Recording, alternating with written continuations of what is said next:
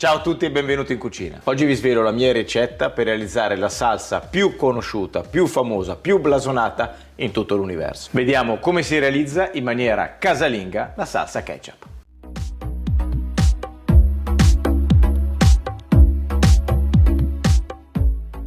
Vi rammento come sempre che la lista degli ingredienti la trovate nella info box, nella descrizione del video. Questo è il momento migliore per iscrivervi al mio canale se non l'aveste già fatto, per lasciare un like e condividere il video.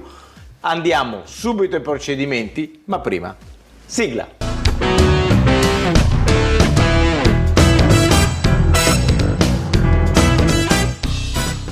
La prima cosa che faccio è andare a creare il mazzetto di spezie che vado a utilizzare, che poi è il vero segreto della mia ricetta, perché poi gli ingredienti base sono sempre quelli. Quindi quello che vado a fare, vado a inserire in un mortaio o in un trituratore diverse spezie. Allora, la prima che inserisco sono mezzo cucchiaino di zenzero, quantitativo così siamo intorno a 1,5 grammi.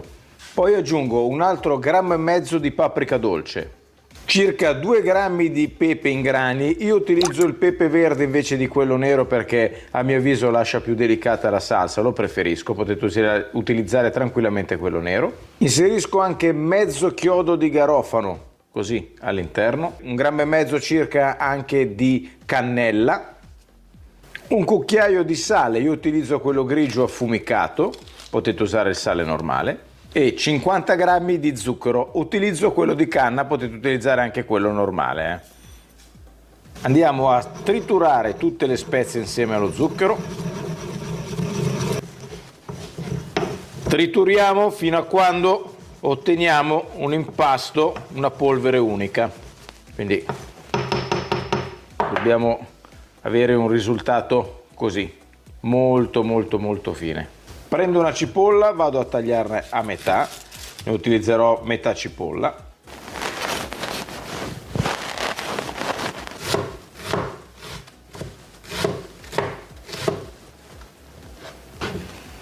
Metto la cipolla dentro un pentolino con i bordi possibilmente alti.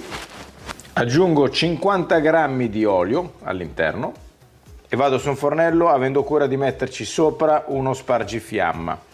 Quindi andiamo sopra e facciamo soffriggere per bene la cipolla, mi raccomando non fatela bruciare. La cipolla si è imbiondita, sta iniziando anche a diventare traslucida, è il momento di andare a sfumare con 50 ml di aceto di mele. Questo lo facciamo evaporare completamente. L'aceto di mele si è ridotto, possiamo andare dentro con la passata. Scegliete sempre passate con la dicitura rustica, indipendentemente poi dalla marca, e utilizzatene, se dobbiamo realizzare 400 grammi di salsa, io in questo caso utilizzo 560 grammi, perché, come in altre occasioni ho già menzionato, il nemico principale delle salse è l'acqua, quindi dobbiamo andare ad eliminarla. In questo caso, per poter cucinare sufficientemente la passata di pomodoro, vado, invece che a diluirla con l'acqua, che sarebbe controproducente, vado ad utilizzare un quantitativo di passata più elevato, così do il tempo al pomodoro di cucinare bene e senza dover andare ad aggiungere l'acqua, che sinceramente andrebbe poi a slegare un po' il tutto.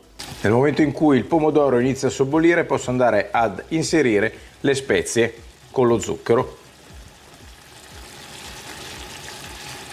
Abbasso la fiamma al minimo, do una bella rimestata all'interno e la lasciamo cucinare così, facendola sobbolire fino a quando raggiungiamo il grado di consistenza, la texture che desideriamo. Fate conto che ci vorranno all'incirca, io la faccio andare per un'oretta, quindi siamo tra i 40 minuti e i 60 minuti. Siamo arrivati a un'ora di cottura, vedete come si è addensata la salsa. Ho usato anche un paraschizzi per non far schizzare dappertutto, perché più si restringe la salsa e più ovviamente inizierà a dare delle bolle più consistenti, quindi per non sporcare tutto, vedete, vi faccio vedere bene, si è ridotta del 50% la salsa e mi ritengo soddisfatto. Ora ho fatto un'operazione importante, ho trasferito la salsa ketchup dentro, ancora calda, dentro un brick, e Con un mini pimer andrò a frullarla, perché non voglio che ci siano all'interno anche tutti quei pezzettini di cipolla. Poi a chi piace può tenerlo, però io ritengo che sia un'operazione da fare. Anche qui facciamo attenzione a non agglomerare aria, quindi mettiamo sempre dentro il mini pimer di traverso, poi se li avete come questi qua che hanno questi rialzi ancora meglio, e andiamo a triturare. A questo punto non ci resta che andare a farla raffreddare per poi degustarla. In che modo la facciamo raffreddare? O la andiamo a mettere in questi barattolini di vetro che avremmo avuto la cura di farli sobbollire, quindi di sterilizzarli per il tempo sufficiente, poi utilizzando i coperchietti, questi qua sterili, vi ricordo che questi coperchietti qua si utilizzano, sono monoutilizzo, quindi li utilizziamo una volta e poi vanno cambiati, oppure andarli a mettere in un contenitore sottovuoto. Io in questo caso utilizzerò un contenitore sottovuoto come questo, li vado a inserire all'interno e poi da qua tirerò via l'aria in eccesso. Inserisco il tappino, quello del sottovuoto, e estraggo tutta l'aria.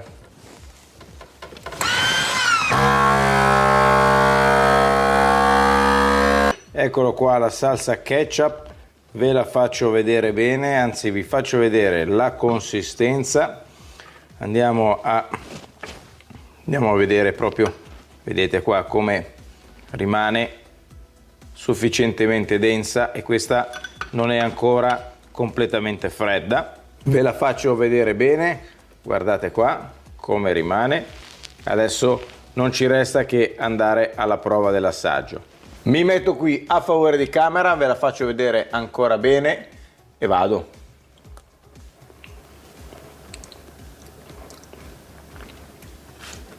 È molto buona. Devo dire che è davvero molto buona. La differenza sostanziale rispetto a quelle comprate in barattolo è evidente sin dall'inizio, poiché quelle salse lì industriali hanno sicuramente al loro interno anche tanti aromatizzanti che danno quello spiccato sapore che poi siamo abituati quando poi andiamo a mangiare nei fast food quando capita. Questa qui è decisamente più completa come sapore e sicuramente anche più delicata, quindi non stanca. Ecco, la differenza fondamentale tra le salse industriali è che quelle dopo un po' ti accorgi che non ne puoi più mangiare. Qua sembra quasi che puoi andare avanti un po' di più, non bisogna mai eccedere con queste salse. Contrariamente a come siamo abituati a pensare, la salsa ketchup ha origini molto indietro nel tempo, veniva utilizzata principalmente con del pesce fermentato e utilizzato nei paesi orientali. Poi con la scoperta, diciamo, dell'utilizzo del pomodoro e anche l'intervento dell'utilizzo massivo negli Stati Uniti, si è creata quella che è diventata la salsa ketchup tomato. Diciamo che il motivo che vi invito voi tutti a prepararla in maniera artigianale a casa invece che comprarla sta nel fatto che qui non abbiamo addensanti. Diciamo che l'unico elemento che fa durare nel tempo la salsa qui è lo zucchero, però anche qui facendola voi potete decidere quante quantità metterlo, quindi avere anche un controllo sullo zucchero nella salsa. Diciamo che per i quantitativi che sto facendo io in questa ricetta, il quantitativo di zucchero utilizzato ci permette di tenere una salsa per massimo una quindicina di giorni, ovviamente in un barattolo sterilizzato, messo chiuso sottovuoto o con il metodo del sottovuoto. Quindi questo è il motivo principale perché la salsa ketchup, a mio avviso, va sempre preparata in casa. Pensate che molti anni fa veniva utilizzato anche il benzoato di sodio, che è un elemento altamente distruttivo, per non usare altri termini, per il nostro organismo, che per fortuna ormai non viene più utilizzato. Mi auguro, come di consueto, che la ricetta vi sia piaciuta. Se così fosse, lasciate un like, condividete il video e iscrivetevi al canale se non l'aveste già fatto. Noi ci vediamo alla prossima video ricetta, che sicuramente avrà come base questa salsa strepitosa. Vi saluto, vi abbraccio, vi do appuntamento allora alla prossima video ricetta. Ciao a tutti da Crapa Pelata. Ciao belle gioie. Ciao.